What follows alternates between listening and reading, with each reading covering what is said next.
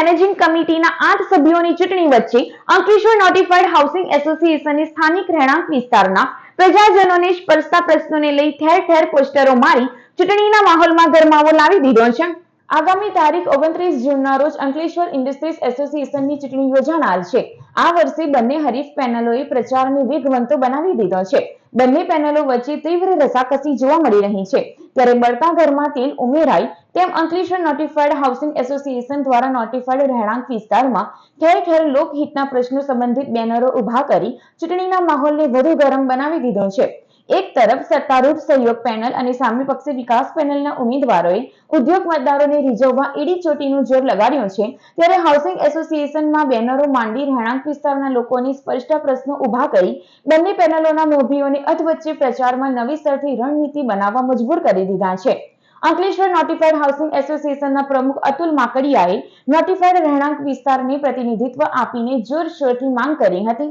Ankleshwar industry એસોસિએશનનું 29 તારીખે મતદાન છે। તેમાં અમારે ઇન્ડસ્ટ્રીઝના જે પણ મતદાતાઓ છે 1100 ઇન્ડસ્ટ્રીઝવાળા, એને એક ખાસ અમારી ભલામણ છે કે કોઈ પણ પેનલ નહીં જોતા ને સારા માણસને મતદાન કરજો કે જે પ્રજાની વાત સાંભળી શકે, પ્રજાનું કાર્ય કરી શકે, ઇન્ડસ્ટ્રીઝના કામ કરે, સાથે સાથે રેસિડેન્ટના કામ કરે। બીજું, આ લોકો એવું કહે છે કે અમે ગાર્ડન ડેવલપ કર્યા। જીઆઈડીસીમાં જઈને પૂછો ક્યાંથી ટેન્ડર બહાર પડ્યા, જીઆઈડીસીમાંથી ગાંધીનગરથી ટેન્ડર બહાર પડ્યા, જીઆઈડીસી ગાર્ડન ડેવલપ કર્યા છે, કોઈ એસોસિએશને ડેવલપ નથી કર્યા।